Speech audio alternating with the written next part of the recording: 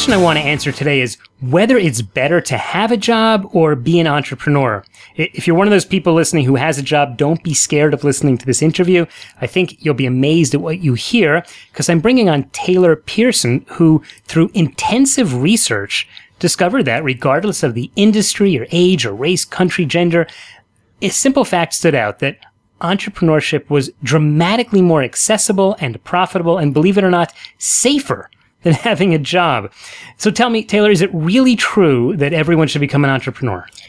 Well, I think everyone would benefit from becoming more entrepreneurial. I think there is this association that entrepreneur automatically means owning your own business. And I know some people who are what I would consider extremely entrepreneurial who do not own a business. And I know some people who own businesses that I would not say are very entrepreneurial at all. So I think I kind of define entrepreneurship more broadly. It's something that can be done inside a company, inside a government, inside a nonprofit, or in a business you own.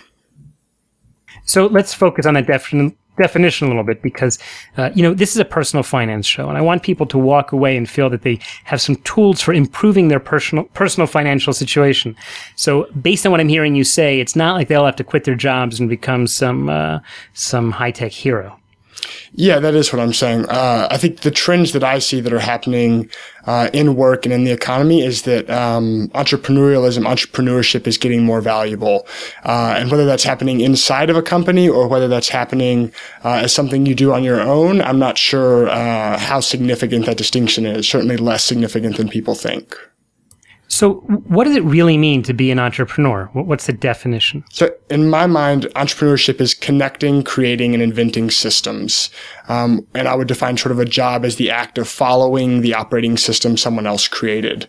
That if you look, there's a stat, since 1983, the only segment of jobs to show significant growth were what they defined as non-routine cognitive jobs. So basically jobs where you're doing something new every day and you've got to think about how to create some new way to do it. So I would kind of define that as synonymous with entrepreneurship. Well, as an entrepreneur myself, that sounds great to me. But for a lot of people, I don't think that's what they want to do. They actually like having something that's predictable. They like knowing what's expected of them. Are those people doing the wrong thing? Well, I guess to some extent, I question whether that's the point. But in terms of speaking from like a purely kind of what the labor force is asking for, what it's demanding from people right now, I think those types of jobs are going to disappear gradually over time, whether that's through automation and technology or whether that's just a much more competitive global labor force. Mm-hmm. So what you're saying is that if you don't become entrepreneurial, at least in your mindset, you're going to be out. That's correct. All right, and hence the name of your book, The End of Jobs. What got you writing the book? So the book actually started, I was at a entrepreneurial conference with a mentor. We were in Thailand, and we were having this conversation at the breakfast buffet. And I'm from Memphis, Tennessee originally, which is in the southeast of the U.S. And I was trying to talk to him about like how would I go back and explain this to people I grew up with, this like worldview that I've kind of come to see over the last 5 years of research and meeting a lot of these people.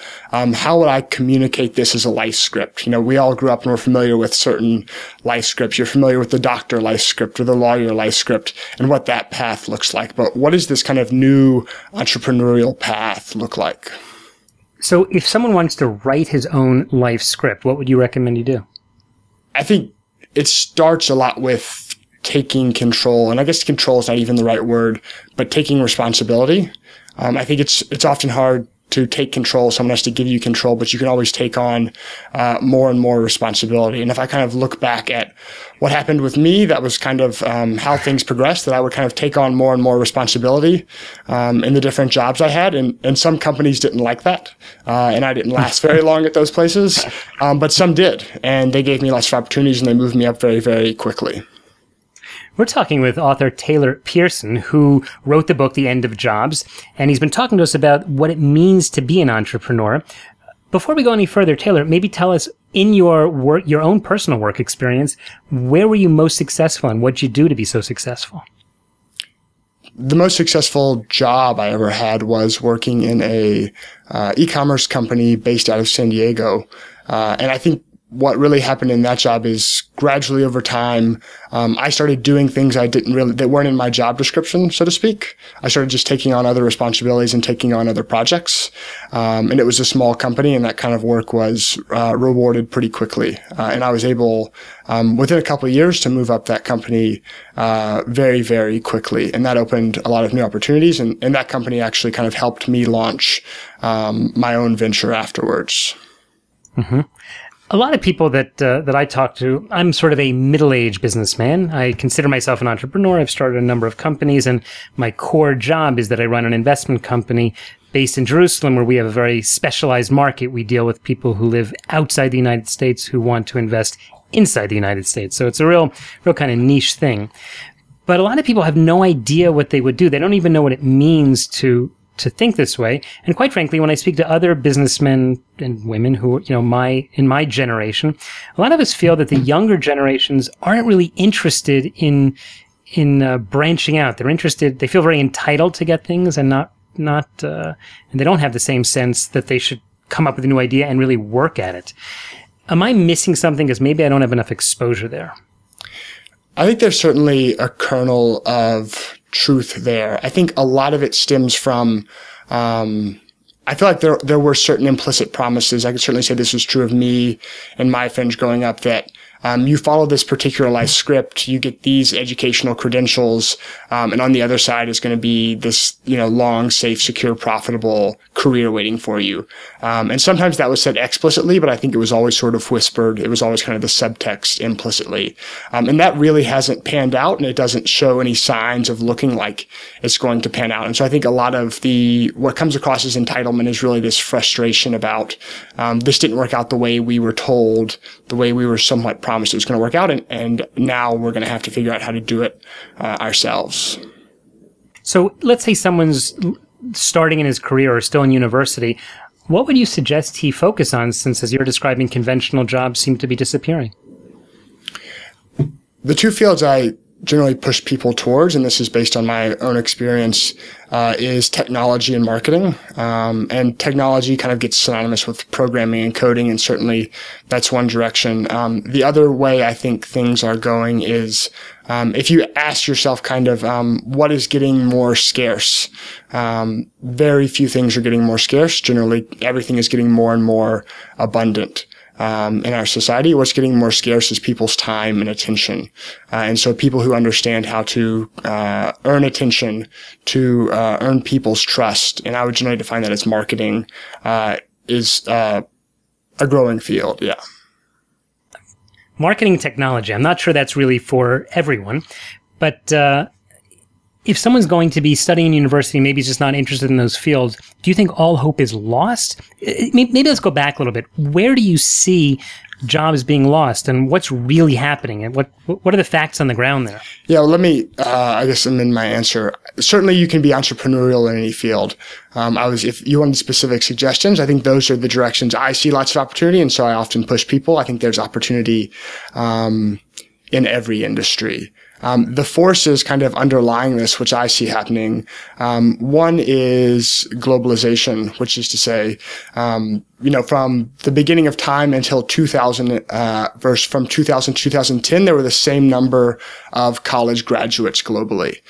So this huge surge in the last decade and a half of the number of educated people around the world. And all of a sudden, those people are very, very easy to access. We're having this call over the internet. I work with team members around the world online.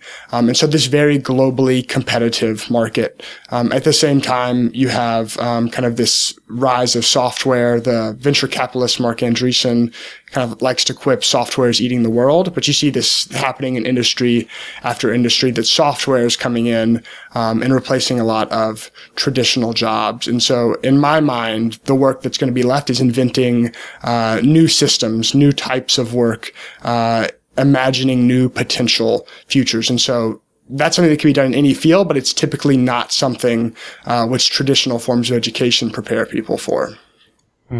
And what's interesting is those traditional forms like college, university, the colleges themselves are very entrepreneurial. When you look at the rate that the tuitions and the cost of textbooks even have gone up in the past 10 years. It's unbelievable. And it's not because the students or the professors are getting paid anymore. It's just because the business of college is so well run that they're becoming very, very profitable. I guess that maybe that's another business people can go into if they look at it as a real entrepreneurial venture. Taylor, listen, we're just about out of time, but it's really interesting to hear your take, and certainly you're not the first guy to say it, but you've described it very well. Tell us in the last few seconds, how can people learn more about you and your book and follow your work? So my website is taylorpearson.me, and you can find the book on Amazon, or if you want to download the first few chapters for free, that's at eojbook.com. Okay, we will put links to that at the show notes of today's show at goldsteinongelt.com. Taylor Pearson, thanks so much for your time. Thank you. You've been listening to the Goldstein on Gelt Show with money maven Doug Goldstein. Doug's weekly radio show is heard around the world, but if you miss it, you can download the podcast at www.goldsteinongelt.com. The Goldstein on Gelt Show gives you up-to-date financial ideas so you can get on the path to financial freedom. If you'd like your questions answered on the air or off, send Doug an email to doug@profile-financial.com. It's your money for your future, so join Doug every week to build your wealth on the Goldstein on Gelt Show.